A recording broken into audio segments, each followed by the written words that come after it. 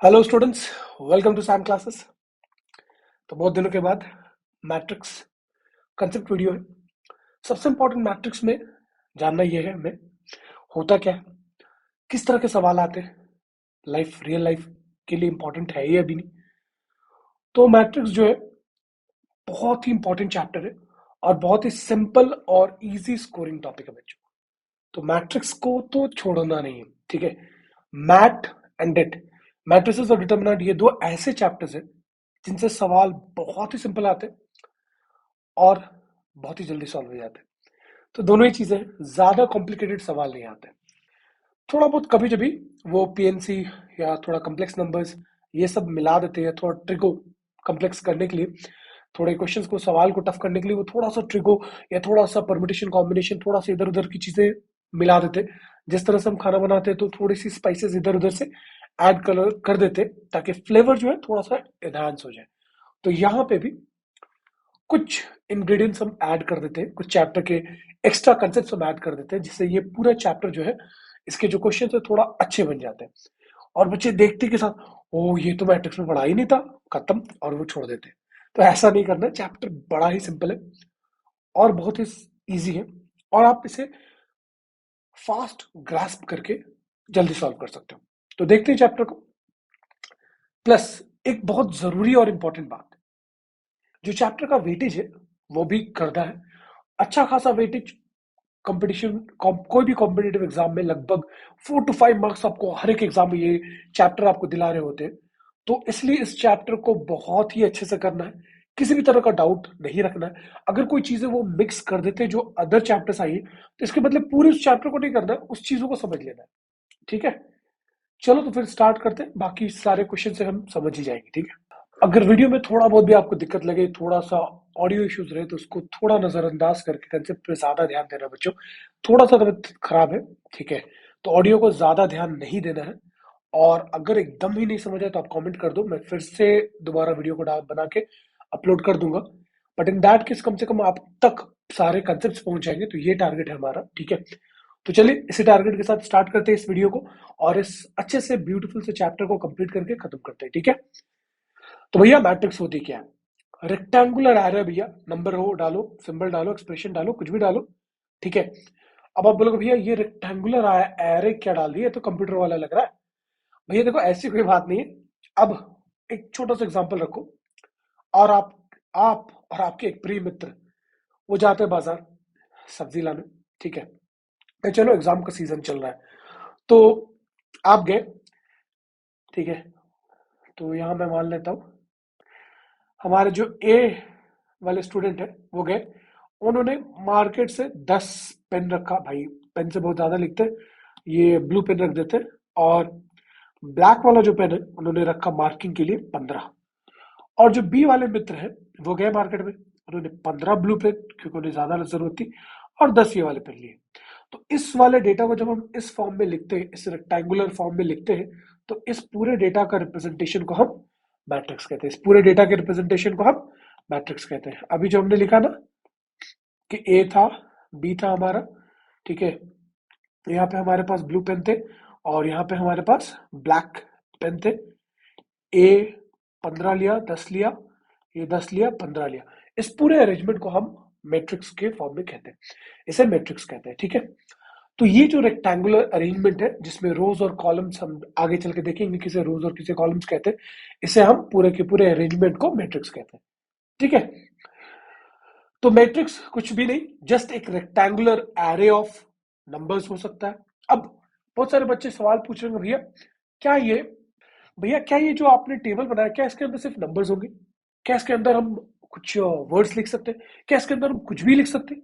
तो हाँ, आप इसके अंदर नंबर्स, सिंबल्स, एक्सप्रेशंस कुछ भी डाल सकते हो। आगे चल के हम देखेंगे, हम डिसीजंस भी डाल सकते हैं, ट्रू फॉल्स वाले डिसीजन, बुलियंस वाले डिसीजन। तो ये बहुत ही ज्यादा यूजफुल है बच्चों। ठीक है, तो बहुत ध्यान से समझना, ये आगे बहुत ही ज्यादा इंपॉर्टेंट होती है इंजीनियरिंग में। जब आप जाते हो तो इंजीनियरिंग मैथ्स एक चैप्टर है आपका, एक बुक भी है। ठीक है, तो उसमें आप ये चीजें को डिटेल से पढ़ते हो, कैसे जब आप एक रियल लाइफ प्रॉब्लम देखते हो तो उसमें मल्टीपल प्रॉब्लम्स होते हैं, तो उन सारे मल्टीपल प्रॉब्लम्स को एक सेट बना के हम कैसे सॉल्व करते हैं, उसको सॉल्व करने के लिए हमें मैट्रिक्स का हेल्प लगता है। तो ये चैप्टर हमारे लिए बहुत ही इंपॉर्टेंट है और सिंपल भी है। ठीक है, अब देखो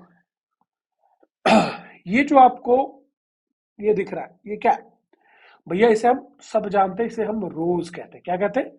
रोज। ये जो हमारा लाइन बना हुआ है, एक डब्बा बना रेक्टेंगुलर, ठीक है, और ये जो रेक्टेंगुलर बना ये हॉरिजॉन्टल की तरफ बना, ठीक है, एक्स एक्सिस की तरफ अगर हमने डब्बा बनाया तो इसे हम रोज कहते हैं।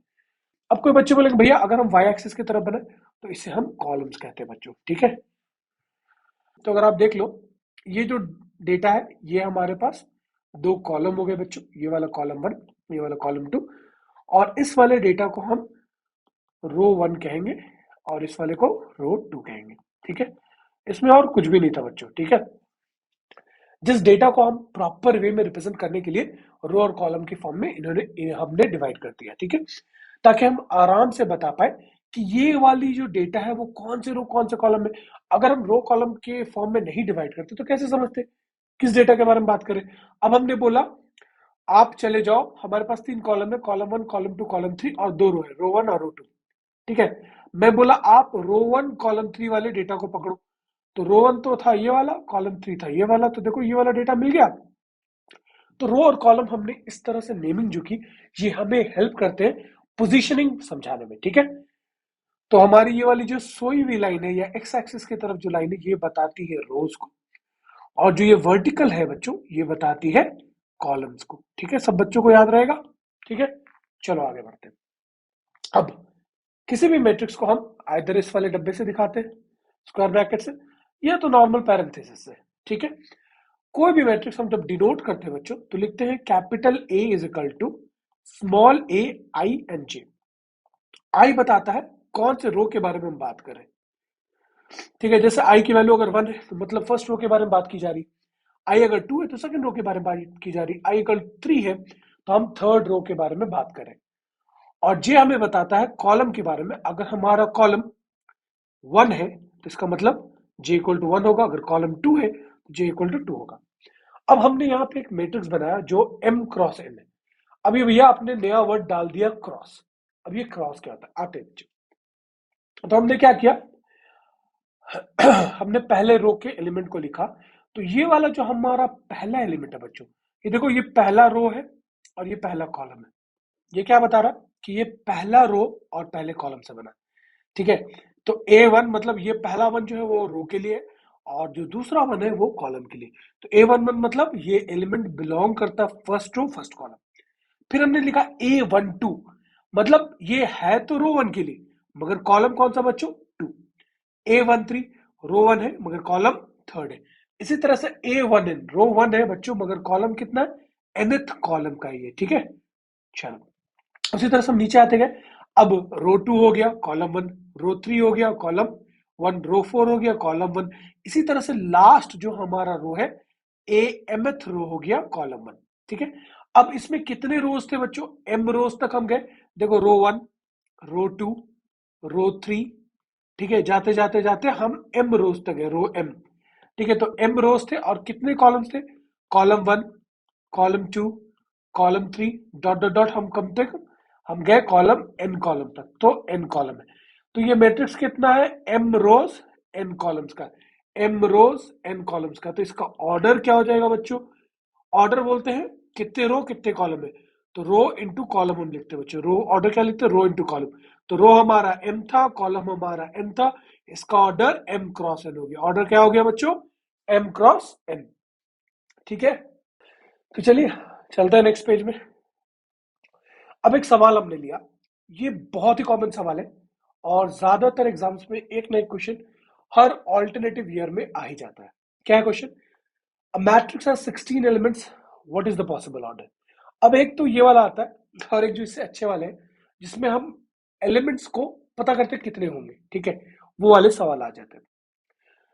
तो जिन बच्चों को मैट्रिक्स के कंसेप्ट आते हैं तो वो इस लेक्चर को 2x स्पीड में या 1.5x स्पीड में फास्ट कर दें और फिर लिख लें। ठीक है, और साथ ही साथ अगर लिखना है तो स्लो स्लो आप देख सकते हैं, कोई दिक्कत नहीं है। ठीक है, और अगर आप फास्ट देखना चाहते हैं तो इसे थोड़ा सा फास्ट कर ले ताकि आप फास्ट करके इसे जल्दी करके कंप्लीट कर सकते हैं। क्योंकि चैप्टर सिंपल है, हमने बेसिक कंसेप्ट भी रख लिए हैं ताकि जिन बच्चों को एकदम भी नहीं आता वो भी आराम से कर सकते हैं। ठीक है, तो अगर हमारे पास 16 एलिमेंट्स है बच्चों, तो कैसे बनेगा? तो देखो थोड़ा सा समझना है। 16 जो है हमारे पास, इसका फैक्टर्स क्या क्या है बच्चों? तो 16 का फैक्टर्स हमें पता है भैया। इसका फैक्टर या तो 1 into 16 कर दो, ठीक है, या तो 2 into 8 कर दो, या तो 4 into 4 के फॉर्म में कर दो। ठीक है, तो आप देखोगे या तो हम 1 क्रॉस 16 का एक मैट्रिक्स बना सकते हैं, या 2 क्रॉस 8 का हम बना सकते हैं, या 4 क्रॉस 4 का बना सकते हैं। तो टोटल 3 ही वे से हम इसे बना सकते हैं। ठीक है, तो अब 1 क्रॉस 16 बनाया, क्या 16 क्रॉस 1 हम बना सकते हैं बच्चों? डेफिनेटली। ठीक है, यहाँ पे अगर हम 16 क्रॉस 1 बनाते हैं बच्चों, अगर हम 16 क्रॉस 1 बनाते हैं, तो हमारे पास कितने रोज कितने कॉलम्स हो जाएंगे? 16 रोज हो जाएंगे और एक कॉलम हो जाएगा। ठीक है, और 1 क्रॉस 16 बनाते हैं तो एक तो हमारा रो हो गया और 16 कॉलम हो गया। ठीक है, हम इंटरचेंज तो कर ही सकते हैं। तो टोटल हमारे पास 6 पॉसिबल ऑर्डर हो जाएंगे, 6 पॉसिबल ऑर्डर हो जाएंगे। बट एक ऑर्डर तो कॉमन है। अब 4 क्रॉस 4 को क्या लिखोगे? चेंज तो नहीं कर सकते। इसे चेंज भी किया तो ये सेम ही आएगा। तो टोटल हमारे पास कितने वेज हो जाएंगे? 1 cross 16, 2 cross 8, 8 cross 2, 4 cross 4, 16 cross 1, total 5 ways हो जाएंगे। ठीक है, तो टोटल पॉसिबल ऑर्डर कितना हो जाएगा बच्चों? 5 हो जाएगा। ठीक है, चलो, कंस्ट्रक्शन ऑफ मैट्रिक्स। अब हमारे पास एक मैट्रिक्स है, A is equal to A I cross J, 2 cross 2 का है। ठीक है, तो 2 क्रॉस 2 का मतलब क्या है? रो हमारे पास 2 है और कॉलम भी कितना बच्चों? 2। तो मैट्रिक्स जो बनेगी, पहले एक रफ मैट्रिक्स हम बना लेते हैं। 2 रो है, 2 कॉलम है, तो क्या क्या एलिमेंट्स बनेंगे? A11 पहला रो पहला कॉलम का, A12 क्या 3 तक जा सकते हैं? नहीं, क्योंकि कॉलम तो 2 ही है। फिर A21, A22 क्या हम A31 जा सकते हैं? नहीं, रो भी 2 है। ठीक है, तो ये 4 एलिमेंट्स हमारे पास हो गए। अब देखो एक बहुत अच्छी चीज हमें समझ आई। क्या समझ आई? हमें एक बात ये समझ आई कि अगर मेरा ऑर्डर 2 क्रॉस 2 है, तो इनको अगर मल्टीप्लाई करेंगे तो हमें नंबर ऑफ एलिमेंट्स भी मिल जाएगा। अगर 2 क्रॉस 2 को मल्टीप्लाई किया तो हमारे के पास कितने एलिमेंट्स हो गए? टोटल एलिमेंट्स कितने हो गए इस मैट्रिक्स में? 4। ठीक है, तो चलो, ये वाली चीज भी हमें समझ आ गई। ठीक है, अब हमारा कंडीशन जो दिया हुआ है, A of I J equal to mod of, क्या दिया हुआ बच्चों? Mod of I minus J by two. तो हम इस कंडीशन को फॉलो करके ये सारे एलिमेंट्स को फिल करेंगे। ठीक है, तो A11 क्या हो जाएगा? मॉड ऑफ 1 - 1/2, तो क्या हो जाएगा? मॉड ऑफ 0/2, तो 0 हो गया। ए ऑफ 1 2 क्या हो जाएगा? मॉड ऑफ 1 - 2/2, तो -1/2, तो क्या हो जाएगा? हाफ, क्योंकि मॉड है। तो ए ऑफ 2 1 क्या होगा? मॉड ऑफ 2 - 1/2, ये भी हाफ हो जाएगा। ए ऑफ 2 2 क्या हो जाएगा? मॉड ऑफ 2 - 2/2, तो क्या हो जाएगा? 0। तो देखो, क्या हमारा आंसर आ गया? पहला 0, दूसरा हाफ, फिर 0, डन। क्या डिफिकल्ट थी? तो चीजें बहुत सिंपल है, मैट्रिसेस एंड डिटरमिनेंट्स में चीजें बहुत ही ज्यादा सिंपल है। ठीक है, चलो, अब हम पढ़ते हैं डिफरेंट टाइप्स ऑफ मैट्रिक्स। सबसे पहला उसमें रो मैट्रिक्स। रो मैट्रिक्स मतलब नाम सुन के पता चला भैया रो एक ही है। ठीक है, रो मतलब एक ही रो वाला मैट्रिक्स। कॉलम जितने भी हो, रो क्या है? एक ही है, तो 1 रो है। अब जितना भी आप कॉलम रख लो, ठीक है, डन। कॉलम मैट्रिक्स इसका मतलब कॉलम एक ही है, डन। ठीक है, आप रो जितना भी रख लो। जीरो, नल मैट्रिक्स या वॉइड, ये तीनों एक ही मैट्रिक्स के नाम है। ठीक है, अगर आप जीरो बुलाओ या नल बुलाओ या वॉइड बुलाओ, इसमें इंपॉर्टेंट क्या है? सारे एलिमेंट जीरो होने चाहिए, सारे एलिमेंट जीरो होने चाहिए। बहुत लोगों को लगता है कि ये 0 0 1 है, 0 0 2 है, तो नहीं नहीं, ये वाला भी जीरो है। क्यों? क्योंकि ज्यादातर जीरो आ रहे हैं। नहीं, ठीक है, जब तक सारे एलिमेंट जीरो नहीं होंगे नहीं होगा। ठीक है, तो याद रखना। अब यहां से इंपॉर्टेंट है, स्टार्ट होते जाएगा स्क्वायर मैट्रिक्स। स्क्वायर मैट्रिक्स वो होता है जिसे हम जिसमें नंबर ऑफ रोज और नंबर ऑफ कॉलम्स बराबर होते हैं। Number of rose, number of columns बराबर होते हैं, ध्यान से समझना। बहुत सारे और भी चीजें आते जाएंगी स्क्वायर मैट्रिक्स के अंदर। सो स्क्वायर मैट्रिक्स यहां से स्टार्ट होता है मैट्रिक्स का इंपॉर्टेंट पॉइंट, जहां पे नंबर ऑफ रोज और नंबर ऑफ कॉलम्स बराबर हो बच्चों। Number of rose, number of columns बराबर हो। ठीक है, स्क्वायर मैट्रिक्स किसे कहते हैं? जहां पे नंबर ऑफ रोज और नंबर ऑफ कॉलम्स सेम हो। तो अगर number of rose, number of column same है, तो n क्रॉस n तो इससे अच्छा हमने सोचा क्या भैया सिर्फ एन लिख दे, काम बन जाएगा। सिर्फ और सिर्फ एन लिख देने से भी काम बन जाएगा। ठीक है, चलो अब देखो यहाँ पे 3 रो है हमारे पास, 3 कॉलम है, तो क्या हम लिख देंगे, इसका ऑर्डर क्या है 3 है बच्चों, खत्म। ठीक है, अब एक छोटा सा क्वेश्चन कभी कभी आ जाता है हमारे कॉम्पिटेटिव एग्जाम्स में कि ट्रेस क्या होता है। देखो ट्रेस कुछ नहीं है, एक स्क्वायर मैट्रिक्स में जितने भी ये डायगोनल एलिमेंट्स है, इसे हम लीडिंग डायगोनल कहते हैं, top to bottom leading diagonal. बहुत बच्चे बोलेंगे भैया ये वाला, भैया ये नहीं है। ठीक है, टॉप टू बॉटम ये लीडिंग डायगोनल है। इस लीडिंग डायगोनल का, ठीक है, जहां पे आई वाले एलिमेंट और जे वाले एलिमेंट सेम होते हैं। देखो यहाँ पे आई और जे सेम है, आई और जे सेम है, आई और जे सेम है, देखो यहाँ पे सेम नहीं है, तो ये वाले डायगोनल को नहीं लेना है बच्चों। ठीक है, ये टॉप टू बॉटम लेंगे जहां पे रो और कॉलम वाले एलिमेंट सेम होंगे। देखो trace of B is nothing but summation of all the element जहां आई और जे सेम हो, where i equal to j, तो क्या हो जाएगा A11 प्लस A22, अगर 3 क्रॉस 3 की बात करें A33। तो ये तीनों का सम को हम पूरा ट्रेस ऑफ द मैट्रिक्स कहेंगे। ये तीनों का सम को हम ट्रेस ऑफ द तीनों एलिमेंट्स का सम को हम ट्रेस ऑफ द मैट्रिक्स कहेंगे। जैसे हमने एक सवाल लिया, मैट्रिक्स लिया 1 2 3 4 5 6 7 8 9। ठीक है, अब यहाँ पे डायगोनल एलिमेंट्स क्या थे 1 5 और 9, इनको ऐड हमने किया तो 9 प्लस 1 10, 10 प्लस 5 15, तो 15 हमारा इस मैट्रिक्स का ट्रेस हुआ बच्चों। ठीक है, अब डायगोनल मैट्रिक्स क्या होता है, एक स्क्वायर मैट्रिक्स, स्क्वायर मैट्रिक्स में हमने जाना तो जहां रो बराबर कॉलम, रो बराबर कॉलम हो बच्चों। सो स्क्वायर मैट्रिक्स जहां पे जो डायगोनल एलिमेंट्स है, डायगोनल एलिमेंट्स कौन से थे, जहां पे रो और कॉलम वाली वैल्यू सेम हो, रो और कॉलम जो वो सारे सेम हो। ठीक है, जैसे A11 A22 A33 रो और कॉलम की वैल्यू सेम हो, and all if all of its non diagonal elements are zero, जितने भी नॉन डायगोनल वाले एलिमेंट्स है उनको वो सारे के सारे जीरो हो। देखो ये डायगोनल वाले सिर्फ एलिमेंट्स, उसके अलावा सारे के सारे जीरो, सारे के सारे जीरो, तो इस तरह को हम क्या बोलेंगे डायगोनल मैट्रिक्स। क्या बोलेंगे हम डायगोनल मैट्रिक्स। ये ऑर्डर 1 का है, ऑर्डर 2 का है। देखो बच्चों ये डायगोनल एलिमेंट्स तो है, उसके अलावा जो नॉन डायगोनल थे वो सारे जीरो हो गए।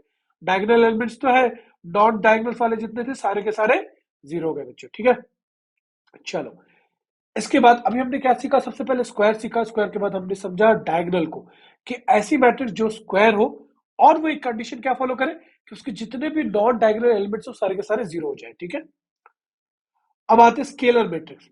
स्केलर मैट्रिक्स के लिए सबसे पहले स्क्वायर मैट्रिक्स, उसके बाद डायगोनल, और डायगोनल में भी जो डायगोनल वाले बच्चे वो सारे के सारे क्या हो, सेम वैल्यू के हो, सारे के सारे सेम वैल्यू के। देखो यहाँ पे वैल्यूज अलग है, अगर हम सारे का सेम वैल्यू कर दे तो ये क्या हो जाएगा स्केलर मैट्रिक्स। क्या कहलाएगी ये स्केलर मैट्रिक्स।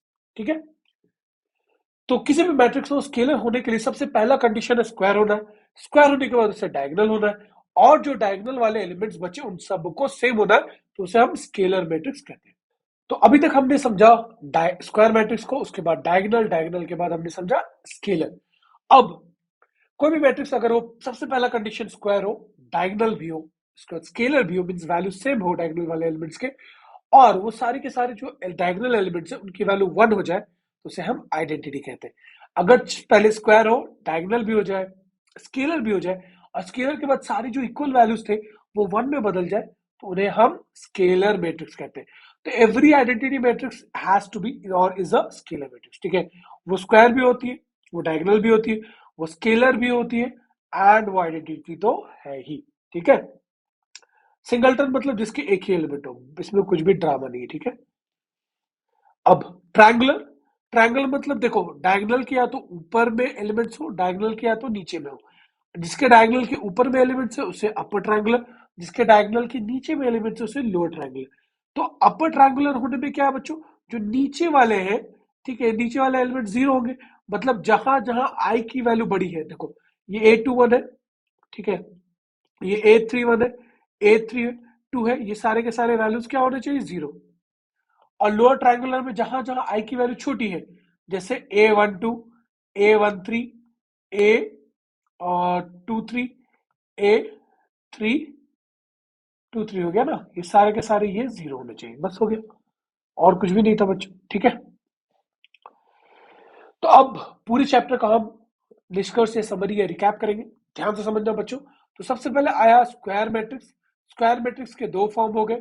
ठीक है, एक या तो ट्रायंगुलर में चले गए, एक या तो डायगोनल में चले गए। ट्रायंगुलर दो पार्ट में हो गया, अपर ट्रायंगुलर, लोअर ट्रायंगुलर।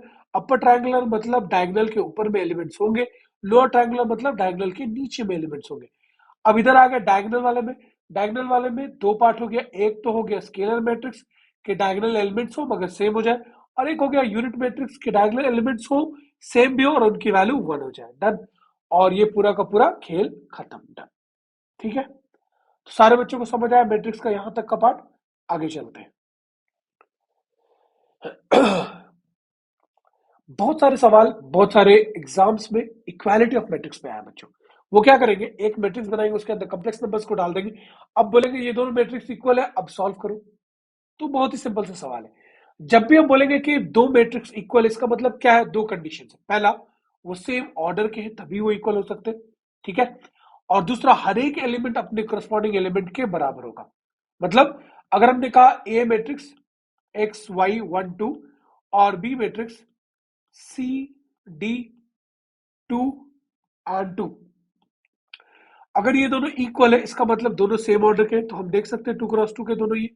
और दोनों के जो करस्पॉन्डिंग एलिमेंट है, एक्स की वैल्यू सी हो जाएगी, 4 की वैल्यू यहाँ पे इससे वाई की वैल्यू 2 हो जाएगी, ठीक है। और ये जो 1 है ये डी में हो जाएगा, और ये 2 2 इक्वल हो जाएगा। तो एवरी एलिमेंट जो है, हर एक एलिमेंट जो है अपने अपने करस्पॉन्डिंग एलिमेंट्स के इक्वल हो जाएगा, ठीक है। अगर कहीं पे भी एक भी एलिमेंट इक्वल नहीं होता है तो इसे हम इक्वल मैट्रिक्स नहीं कहेंगे। ये मत सोचना बच्चों कि 3 इक्वल हो गया, 4 इक्वल हो गया।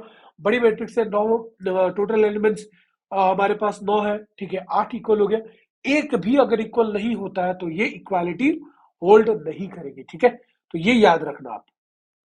तो इक्वालिटी ऑफ मैट्रिक्स के लिए दो ही कंडीशन इंपॉर्टेंट है। पहला कंडीशन कि सेम ऑर्डर के होने चाहिए, दूसरा हर एक इक्वल अपने करस्पॉन्डिंग इक्वल एलिमेंट से इक्वल होना चाहिए। हर एक एलिमेंट पहले मैट्रिक्स में अपने करस्पॉन्डिंग एलिमेंट से अगले मैट्रिक्स में सेम होना चाहिए बच्चों।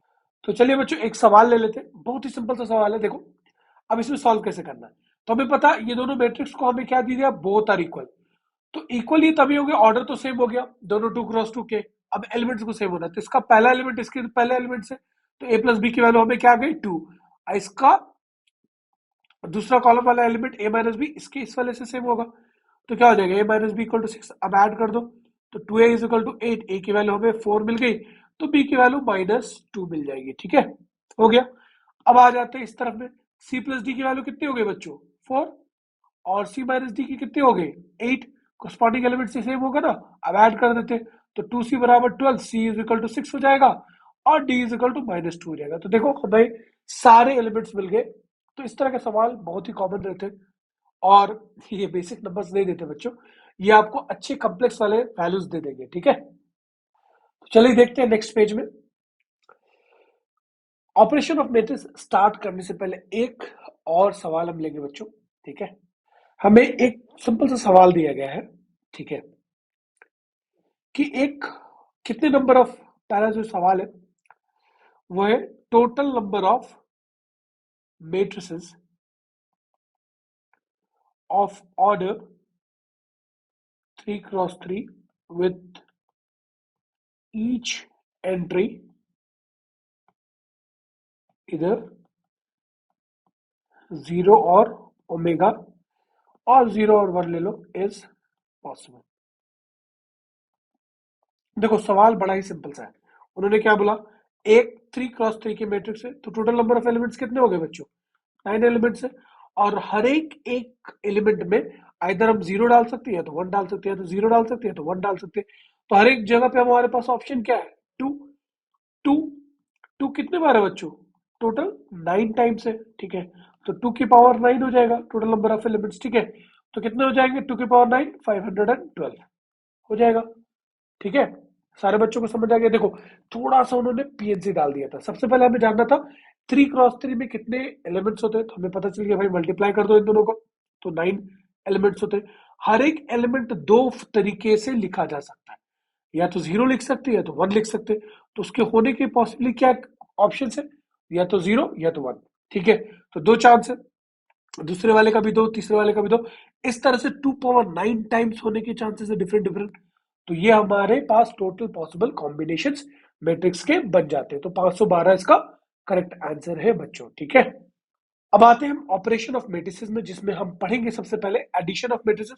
कैसे हम दो मैट्रिक्स को ऐड कर सकते हैं, क्या मिनिमम कंडीशन है, अगर हमें पता हो तो हम ऐड कर सकते हैं या सब्ट्रैक्ट कर सकते हैं। किसी भी एक स्केलर नंबर से हम कैसे मैट्रिक्स को मल्टीप्लाई कर सकते हैं और क्या क्या चेंजेस आएंगी। और फिर मैट्रिक्स मल्टीप्लिकेशन देखेंगे हम, कि दो मैट्रिक्स को हम कैसे मल्टीप्लाई कर रहे हैं, उनका डिफरेंस देखेंगे कि एक मैट्रिक्स को दूसरे मैट्रिक्स से सब्ट्रैक्ट कैसे करते हैं बच्चों। तो ये सारी चीजें हम ऑपरेशन ऑफ मैट्रिसेस में सीखेंगे, जिसमें सबसे पहला है एडिशन ऑफ मैट्रिसेस।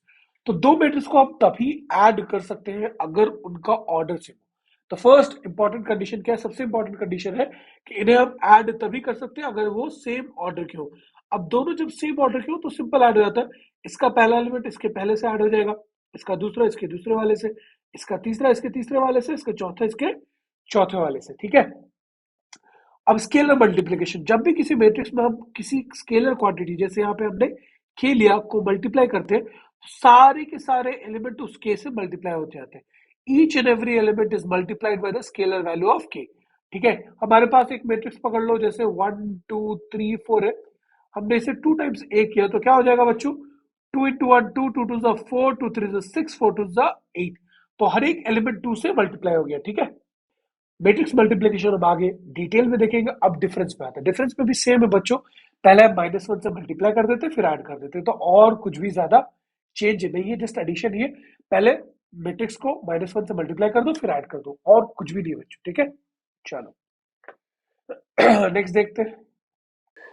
तो चलिए बच्चों देखते हैं प्रॉपर्टीज ऑफ मैट्रिक्स एडिशन। अब मैट्रिक्स एडिशन में क्या क्या प्रॉपर्टीज है, पहला तो कम्यूटेटिव। कम्यूटेटिव मतलब ए को बी के साथ ऐड करो या बी को एक से। अब 2 + 3 करते थे बच्चों, या 3 + 2 करते थे, बात तो बराबर ही था ना। ठीक है।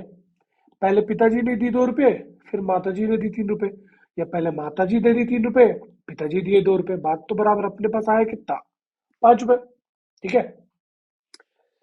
अब एसोसिएटिव, एसोसिएटिव मतलब पहले ए को बी के साथ ऐड किया, फिर टोटल जो मिला उसको सी के साथ, या पहले बी और सी पहले ऐड हो गए फिर ए के साथ ऐड हुआ, बात तो बराबर है। नेक्स्ट एडिटिव इनवर्स, अगर एक मैट्रिक्स को लिया उसी के सेम मैट्रिक्स को माइनस करके ऐड कर दिया तो क्या हो जाएगा, 0 हो जाएगा बच्चों।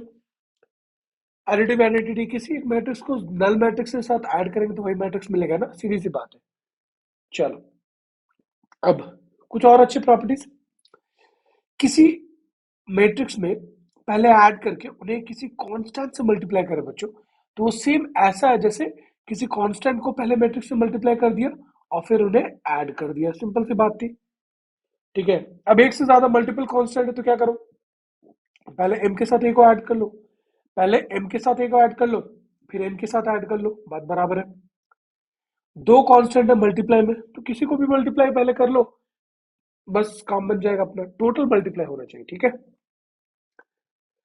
तो स्केलर मल्टीप्लिकेशन में हमने क्या सीखा कि अगर हम किसी भी मैट्रिक्स को किसी भी एक कांस्टेंट नंबर से मल्टीप्लाई करते हैं तो सारा का सारा एलिमेंट मल्टीप्लाई होगा बच्चों, सारे के सारे एलिमेंट्स मल्टीप्लाई होंगे। ये प्रॉपर्टी का हम बहुत ज्यादा यूज करेंगे जब हम डिटर्मिनेंट पढ़ेंगे, और डिटर्मिनेंट में जब हम ऐड कर मल्टीप्लाई करते हैं वो थोड़ा डिफरेंट होता है देन मैट्रिक्स वाले में, तो यहाँ पे क्वेश्चन थोड़े से ट्रिकी हो जाते हैं, तो इसका हम ध्यान रखेंगे। ठीक है। अब मैट्रिक्स मल्टीप्लिकेशन, दो मैट्रिक्स को हम कब मल्टीप्लाई कर सकते हैं, सबसे पहली बात, दो मैट्रिक्स हमारे पास है, एक मैट्रिक्स है ए एम क्रॉस एन और दूसरा मैट्रिक्स है बी पी क्रॉस क्यू। अब ये दोनों मैट्रिक्स का मल्टीप्लिकेशन तभी पॉसिबल है बच्चों जब कॉलम, पहले वाले का कॉलम बराबर होगा दूसरे वाले के रो के, पहले वाले का कॉलम बराबर होगा दूसरे वाले के रो के, column of A will be equal to row of B. पहले वाला का जो कॉलम है वो दूसरे वाले के रो के अगर बराबर होगा तभी मल्टीप्लाई हम कर पाएंगे, नहीं तो नहीं कर पाएंगे, तो याद रखना बच्चों। ठीक है। तो मैट्रिक्स मल्टीप्लिकेशन की कंडीशन क्या है कि पहले वाले का कॉलम दूसरे वाले के रो के बराबर होगा। तो आप जल्दी जल्दी साथ में मेरे बोल लीजिए, पहले वाले का कॉलम बराबर दूसरे वाले का रो अगर होता है तो मैट्रिक्स को मल्टीप्लाई कर पाएंगे, नहीं तो भाड़ में जाए। ठीक है। अब सवाल एक आता है कि जो नई मैट्रिक्स बनेगी उसका ऑर्डर क्या होगा, तो भैया यहां से m बच गए थे, यहां से q बच गए थे, ये दोनों अपनी राजनीति खेल गए और इनका वर्चस्व स्थापित हो गया और ये दोनों जीत गए। ठीक है। तो हमारी जो मैट्रिक्स सी बनेगी उसका ऑर्डर क्या होगा, m क्रॉस q। उसका ऑर्डर क्या होगा बच्चों, m क्रॉस q। चलो अब एक सवाल ले लेते। ठीक है। आप सबको मैट्रिक्स मल्टीप्लिकेशन पता होगा, तो उम्मीद करते हैं कि आप लोग ये खुद से सॉल्व करेंगे। ए मैट्रिक्स हमारे पास जो है वो है 1 -1 2 0 3 एंड 4, और बी डी मैट्रिक्स हमारे पास है 2 7 -1 1 5 एंड 4। तो जिन बच्चों को जल्दी जल्दी करना है तो वो जल्दी जल्दी साथ में मेरे कर ले, देखते हैं कौन पहले कर पाता है। ठीक है, तो सबसे पहले क्या करेंगे, इसका पहले वाले का रो लेंगे, इसका कॉलम लेंगे। ठीक है, तो पहले वाले का रो लिया, इसका कॉलम लिया। क्यों? क्योंकि जो हमारा पहला एलिमेंट है A11, देखो रो पहले आया फिर कॉलम, तो पहले का रो पहले का कॉलम, तो क्या हो जाएगा 1 इंटू 2, पहले का रो के से एक एलिमेंट लिया हमने और यहाँ कॉलम से लिया, तो इन दोनों को मल्टीप्लाई कर दिया, तो 1 इंटू 2 आ गया बच्चों, प्लस फिर क्या हो जाएगा, इसका बीच वाला और इसका बीच वाला -1 इंटू 1, फिर क्या हो जाएगा बच्चों 2 इंटू 5। ठीक है, तो ये पहला वाला पार्ट हो गया हमारा। अब A11 तो हो गया, अब A12 पहले का तो अभी भी रो लिया, बट ये कॉलम अब दूसरे का हो गया, तो ये हो गया 1 इंटू 7 -1 इंटू 1 -1 और 2 इंटू 4, 2 इंटू 4 हो गया +8। ठीक है, अब आ जाते हैं ये वाला 2 1, तो सेकेंड रो पहला कॉलम, सेकेंड रो पहला column, so 2 into 0 0, 3 into -1 -3 and 4 into 5, 5 4 का कितना होता है बच्चों 20। अब ये दूसरे वाले में आते हैं 0 इंटू 7 0, क्या लिख देते, प्लस 3 इंटू 1 3, 4 इंटू 4 16।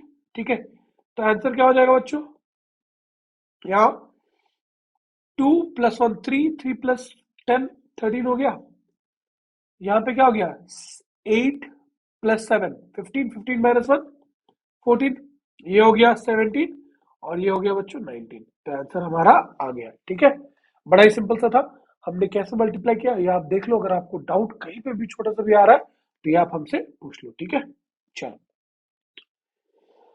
एक छोटा सा एग्जांपल आप लोगों के लिए, चूंकि यहाँ पे नंबर नहीं था, हमने सिर्फ और सिर्फ वैल्यूज लेके किया, तो देख लो इसमें सिर्फ वैल्यूज वाले में क्या करना है, तो हमें मल्टीप्लाई करना था। पहले हमने चेक किया भाई दोनों तो सेम रो सेम कॉलम है, तो कोई टेंशन की बात है ही नहीं। ठीक है, तो पहला एलिमेंट क्या A11, मतलब पहले का रो लेंगे दूसरे का कॉलम, तो 1 1 A1 इंटू C1 हो जाएगा, प्लस B1 इंटू C2 हो जाएगा बच्चों। फिर क्या है, पहले का फिर रो दूसरे का मगर दूसरा कॉलम, तो A1 D1 plus B1 D1 B1 D2। ठीक है, उसके बाद फिर सेकंड कॉलम में आ जाएंगे, second column first row, sorry second row first column. ठीक है, तो A2 C1 plus B2 C2, और ये वाला हो जाएगा A2 D1 plus B2 D2, वो हो गया हमारा। ठीक है, नेक्स्ट अब प्रॉपर्टीज देख लेते हैं मल्टीप्लिकेशन की। प्रॉपर्टीज में सबसे पहला कम्पिटिटिव होता नहीं भाई, ए को बी से मल्टीप्लाई किया और बी को ए से, दोनों सेम चीज नहीं है बच्चों, ऑर्डर डिफरेंट हो जाएगा, तो हम ये नहीं कभी बोल सकते, कभी जब हो गया तो ठीक है, बट नॉर्मली नहीं होगा। अगर ए बी से मल्टीप्लाई हो जा रहा है और फिर टोटल सी से, तो फिर हम कर सकते हैं कि ए बी सी को पहले मल्टीप्लाई कर दिया फिर ए से कर दिया। ठीक है, डिस्ट्रीब्यूटिव लॉ इंपॉर्टेंट है, ए अगर मल्टीप्लाई करे बी प्लस सी से, तो इसे हम ऐसे भी लिख सकते हैं कि ए को बी से मल्टीप्लाई कर दिया प्लस ए को सी से। ठीक है, फॉर मैट्रिक्स मल्टीप्लीकेशन अगर ए बी जीरो हुई, इसका मतलब नहीं होता बच्चों के हमारा ए या बी जीरो है। अगर ए बी की वैल्यू जीरो है, इसका मतलब गारंटी नहीं है कि ए या बी कोई एक जीरो होगा। ठीक है, ए भी नॉन जीरो है, बी भी नॉन जीरो है, तो भी ए बी की वैल्यू जीरो आ सकती है। ठीक है, तो ये इंपॉर्टेंट है बच्चों। ठीक है, इसे हम ध्यान से याद रखेंगे। एग्जिस्टेंस ऑफ मल्टीप्लिकेटिव आइडेंटिटी, ये बहुत इंपॉर्टेंट है कि किसी भी मैट्रिक्स को अगर हम आई से मल्टीप्लाई करते हैं तो हमें वही मिलेगा। ठीक है, कैंसिलेशन लॉ, ये भी बहुत इंपॉर्टेंट है बच्चों।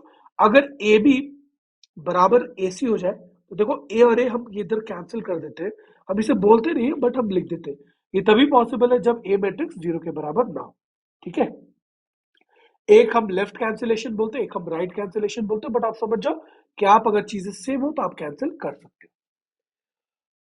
अब आगे जो समझने जाएंगे वो है ट्रांसपोज के बारे में पढ़ेंगे, उसकी प्रॉपर्टीज को देखेंगे, सिमेट्रिक स्क्यू सिमेट्रिक पे बात करेंगे, उसकी प्रॉपर्टीज को देखेंगे, और फिर लास्ट आखिरी टॉपिक हमारा जो है inverse and elementary row transformation पे हम ध्यान देंगे। ठीक है, इसमें से कुछ चीजें थोड़ी बहुत इधर उधर की जो सिलेबस में नहीं है उससे भी हमने ले लिया कि इनकेस वो हेल्प कर देती है बच्चों। तो अगर आपको लगे कि ये सिलेबस में नहीं है और आपका सिलेबस कम कंप्लीट हुआ है तो आप उसे स्किप कर सकते हैं। ठीक है, बट कोशिश करेंगे कि रिवीजन में जस्ट एक बार देख लें। ठीक है, चलो, ट्रांसपोज मतलब क्या होता है? उल्टे का पलटा। ट्रांसपोज मतलब जो सोया हुआ है उसे जगा दो, जो जगाया जागा हुआ है उसे सुला दो। मतलब चलो देख लेते हैं। ए इक्वल टू 1 2 3 4, भैया रो को कॉलम बना दो, कॉलम को रो बना दो। तो अगर जैसे ही इसका हमने ट्रांसपोज किया, तो ये वाले जो रो वाले भाई थे हमारे, ये कॉलम में बन गए 1 2, और ये वाले जो रो वाले भाई थे हमारे, ये कॉलम में, दूसरे कॉलम में बन गए। तो देखो इसे ट्रांसपोज कहते हैं बच्चों। हमने क्या किया, इस रो को उठा के हमने कॉलम में बना दिया, फिर सेकंड रो को उठाया दूसरा कॉलम, फिर थर्ड रो को उठाया थर्ड कॉलम।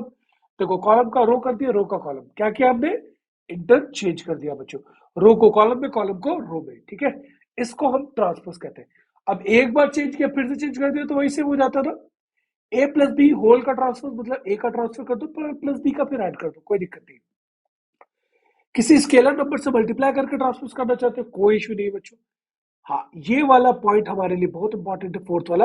अगर ए बी होल ट्रांसपोज है बच्चों, तो पहले क्या होगा, ये बाद वाला टर्म ट्रांसपोज होगा, मल्टीप्लाई विथ ए ट्रांसपोज, ये हमेशा याद रखना, ठीक है। अगर एक से ज्यादा हो तो लास्ट वाला पहले आएगा, फिर बीच वाला, फिर उससे पहले वाला, ठीक है। ये प्रॉपर्टीज आप हर जगह यूज कर रहे होंगे। जितने भी कॉम्पिटिटिव एग्जाम्स आप लोग लिख रहे हैं, डब्ल्यूबीजे लिख रहे हैं, केसीटी लिख रहे हैं, कॉमेट के लिख रहे हैं, ठीक है। तो ये जितने भी प्रॉपर्टीज है, इसमें सबसे इंपॉर्टेंट ये वाली प्रॉपर्टीज है। अगर स्क्वायर पावर ट्रांसपोज हो जाए तो पहले आप ट्रांसपोज करके फिर स्क्वायर भी कर सकते हो, ठीक है, कोई इशू नहीं। अब दो क्वेश्चन हमने दे दिए, एक क्वेश्चन दिया है सारी प्रॉपर्टीज को लेकर आपको वेरीफाई करना है। देखो, इनवर्स में भी सेम यही फॉलो होता है। ए भी अगर होल इनवर्स है, तो पहले बाद वाला का इनवर्स कर लेंगे, मल्टीप्लाई विद ए का इनवर्स, ठीक है। तो लास्ट वाला टर्म का इनवर्स पहले आ जाएगा, उसके बाद बाकी सारे टर्म्स आते जाएंगे, ठीक है। एक के बाद एक, ये बैक ऑर्डर में चलता है, ठीक है। पीछे सब पहले आते हैं, तो याद रहेगा बच्चों। चलो, अब आते हैं सिमेट्रिक और स्क्यू सिमेट्रिक। सिमेट्रिक मतलब क्या होता है बच्चों, अगर ट्रांसपोज और मैट्रिक्स की वैल्यू बराबर हो गई तो उसे सिमेट्रिक कहते हैं। और ट्रांसपोज और मैट्रिक की वैल्यू अगर हम ट्रांसपोज करते हैं, हमें माइनस से मिल जाए, तो उसे स्क्यू सिमेट्रिक कहते हैं, ठीक है। सिमेट्रिक किसे कहते हैं, अगर किसी का ट्रांसपोज उस मैट्रिक्स के बराबर ही हो जाए, तो इसे हम क्या कहेंगे, सिमेट्रिक मैट्रिक्स कह देंगे, ठीक है। और अगर किसी का ट्रांसपोज उसके माइनस के बराबर हो जाए, तो उसे हम स्क्यू सिमेट्रिक कह देंगे। सिंपल सी बात है, ठीक है।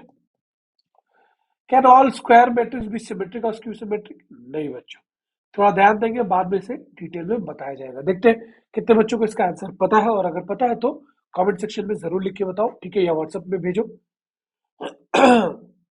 अब एक बहुत इंपॉर्टेंट चीज आ जाती है कि जितने भी स्क्यू सिमेट्रिक मैट्रिक्स है, उन सब में डायगोनल एलिमेंट जो होते हैं बच्चों, वो जीरो होता है। क्यों होता है, क्या बता सकते हो? देखो, हर में क्या होता है कि जो डायगोनल वाले एलिमेंट्स है, ए आई आई, ये सारे ए ऑफ आई आई, ये वाले जो एलिमेंट्स होते हैं, दूसरे वाले में क्या होता है, minus times of A of I I, A of I I, A of I I, ठीक है। तो अगर हम इनको ऐड करेंगे, ठीक है, तो 2 times of A of I आई बच्चों क्या हो जाएगा, जीरो। तो ए ऑफ आई आई क्या हो जाएगा, जीरो हो जाएगा। इसीलिए डायगोनल एलिमेंट जो है सारे जीरो होते हैं, ठीक है, सीधी सी बात है। अब आ जाते हैं, अब देखो इस वाले मैट्रिक्स को देखो, इसका ट्रांसपोज करो। जैसे ही आप ट्रांसपोज करोगे, आपको क्या पता चलेगा कि ए ट्रांसपोज ए के बराबर है, तो इसे हम सिमेट्रिक कह देंगे। अब इस वाले मैट्रिक्स को आप लोग अगर इसका ट्रांसपोज करोगे, मतलब इस वाला रो बन गया ये वाला कॉलम, ये वाला रो बन गया ये वाला कॉलम, ये वाला रो बन गया ये वाला कॉलम, देखो माइनस निकाल दो, देखो सेम बन जाएगा। तो यहाँ पे बी ट्रांसपोज माइनस बी के बराबर है, इसे हम स्क्यू सिमेट्रिक कह देंगे, इसे हम क्या कह देंगे, स्क्यू सिमेट्रिक। अब इधर देखते हैं, ये इंपॉर्टेंट है आपके जितने भी कॉम्पिटिटिव एग्जाम है। तो जितने भी कॉम्पिटिटिव एग्जाम है उसके लिए बहुत इंपॉर्टेंट है, तो ध्यान से पढ़ना बच्चों, ध्यान से सुनना। कोई भी एक स्क्वायर मैट्रिक्स में अगर उस मैट्रिक्स को लिया, उसके ट्रांसपोज के साथ ऐड किया, हमेशा सिमेट्रिक मिलेगा डायरेक्ट। ये मैट्रिक्स को लिया, सब्ट्रैक्ट किया उसके ट्रांसपोज के साथ, हमेशा स्क्यू सिमेट्रिक मिलेगा। ये इंपॉर्टेंट है, इसको आपको नंबर डाल के, वैल्यूज डाल के चेक करके एग्जाम में एकदम टाइम नहीं बर्बाद करना, इसको याद कर लेना वैल्यूज को, ठीक है। इस थ्योरम को याद कर लेना और फास्ट एग्जाम में पुटअप कर देना, ठीक है। कोई भी एक स्क्वायर मैट्रिक्स को हमेशा हम सिमेट्रिक और स्क्यू सिमेट्रिक के फॉर्म में आराम से हमेशा लिख सकते हैं, ठीक है। If A and B are symmetric, ठीक है, तो ए और बी अगर सिमेट्रिक है, ये वाला पार्ट आपकी केसीटी में, या कॉमेट के में बहुत ही ज्यादा पूछा गया बच्चों। मैंने लिख दिया रेयर पूछा है WBJE में, ठीक है, बट मैंने डाल दिया है केसीटी में ज्यादा आया था।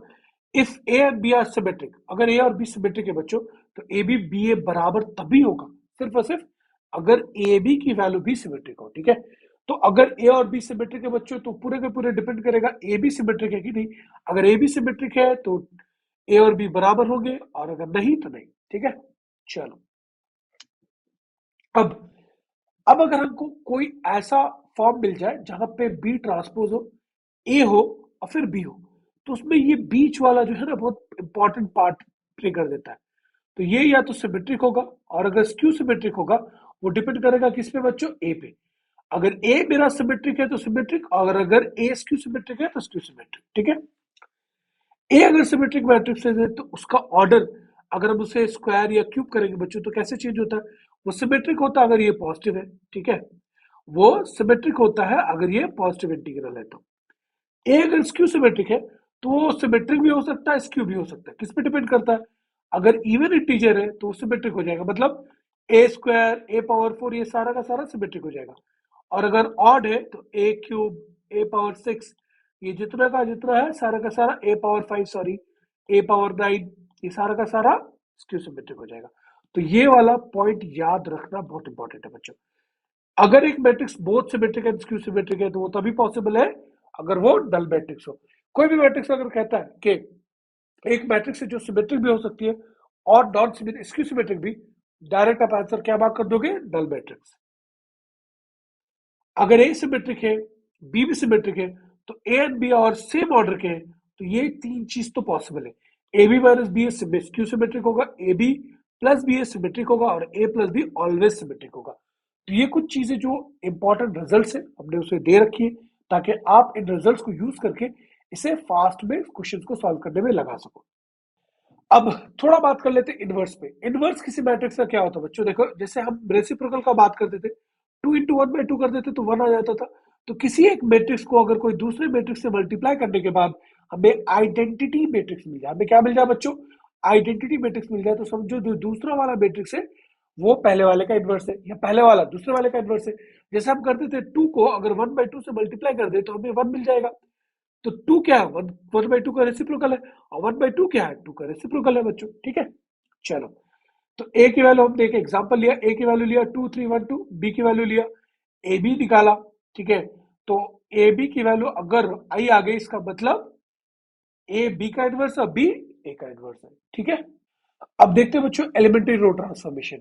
अगर किसी मैट्रिक्स को इनवर्स, उसका इनवर्स निकालना है, तो हम एलिमेंट्री रो ट्रांसफॉर्मेशन का यूज कर सकते हैं, बट एग्जाम्स में हम इसका यूज नहीं करेंगे। इससे सिंपल एक मेथड आपको हम क्वेश्चन बनाने के टाइम में सॉल्व दिखाएंगे, जिससे हम इनवर्स को बहुत फास्ट वे में निकाल सकते हैं। देखो इनवर्स में एलिमेंट्री रो ट्रांसफॉर्मेशन या कॉलम में अगर हम करते हैं, तो क्या क्या चीज हम कर सकते हैं। पहला, किसी भी दो रो को या कॉलम को इंटरचेंज कर सकते हैं, दोनों एक साथ नहीं करते, ठीक है। किसी भी दो रो या दो कॉलम को हम इंटरचेंज कर सकते हैं। एनी रो और कॉलम कैन बी मल्टीप्लाइड, किसी भी एक कॉलम या रो को हम किसी एक स्केलर क्वांटिटी से मल्टीप्लाई कर सकते हैं, ठीक है। अगर हमने चाहा, जैसे हम चाहते हैं कि रो 1 को 2 से मल्टीप्लाई कर दे तो कर सकते हैं, कॉलम 1 को 3 से मल्टीप्लाई कर दे तो कर सकते हैं, कोई दिक्कत नहीं, ठीक है। किसी रो को किसी से मल्टीप्लाई करके किसी दूसरे रो से ऐड भी कर सकते हैं। जैसे रो 1 को हमने ऐसे लिखा कि रो 1 प्लस 2 टाइम्स ऑफ रो 2 कर सकते हैं। पहले रो 2 को किसी नंबर से मल्टीप्लाई किया, फिर रो 1 से ऐड कर दिया, तो ये भी अलाउड है, ठीक है। ये तीन चीज हम कर सकते हैं, इसके अलावा और कुछ भी नहीं कर सकते। एक दो और इंपॉर्टेंट प्रॉपर्टी बच्चों जो हमें याद रखनी है, बहुत इंपॉर्टेंट है। पहला चीज जो सबसे इंपॉर्टेंट है हमें जो याद रखनी है, कि ऑर्थोगोनल मैट्रिक्स के बारे में पूछा जाएगा। ऑर्थोगोनल मैट्रिक्स, ठीक है। तो ये ऑर्थोगोनल मैट्रिक्स होते क्या है बच्चों, बताओ। ऑर्थोगोनल मैट्रिक्स उसे कहते हैं अगर ए और उसका ट्रांसपोज मिलके आइडेंटिटी बन जाए। ए और ए ट्रांसपोज को मल्टीप्लाई करने के बाद अगर हमें आइडेंटिटी एलिमेंट मिल जाए, तो हम उसे ऑर्थोगोनल कहेंगे, ठीक है। ये कुछ स्पेशल टाइप्स है जिन्हें हमें जानना जरूरी है बच्चों। पहला तो ऑर्थोगोनल, उसके बाद हमारे पास आ गया बच्चों इनवॉल्यूटरी। इनवॉल्यूटरी में क्या होता है बच्चों, अगर ए स्क्वायर की वैल्यू आई के बराबर हो, आइडेंटिटी मैट्रिक्स हो जाए किसी को, अगर हम उसके एक मैट्रिक्स को खुद से मल्टीप्लाई करते हैं, ए स्क्वायर निकालते हैं, अगर वो वैल्यू आई के बराबर हो जाए, आइडेंटिटी मैट्रिक्स बन जाए, तो हम इसे इनवॉल्यूटरी मैट्रिक्स कहते हैं। नेक्स्ट आता है निलपोटेंट। भैया ये निलपोटेंट क्या होता है? अगर किसी के पावर में ए पावर पी हमारा एक जीरो मैट्रिक्स या नल मैट्रिक्स बन जाए, जहां पी कुछ नहीं एक नेचुरल नंबर है, तो इसे हम निलपोटेंट कहते हैं। और क्या भैया? अब नेक्स्ट आ जाता है इडेम्पोटेंट। इडेम्पोटेंट क्या है बच्चों? इडेम्पोटेंट है कि अगर किसी का मैट्रिक्स का स्क्वायर उसके बराबर ही हो जाता है, स्क्वायर किया बट वही मिल गया, तो इसे हम इडेम्पोटेंट कहते हैं बच्चों। तो ये कुछ स्पेशल मैट्रिक्स है जिन्हें हमें जानना जरूरी था। ठीक है, तो ये पूरा का पूरा हमारा मैट्रिक्स का टॉपिक समाप्त होता है बच्चों, पूरा कंप्लीट। आप इसे ध्यान से पढ़ो, पढ़ने के बाद लिख लो, नोट्स बना लो।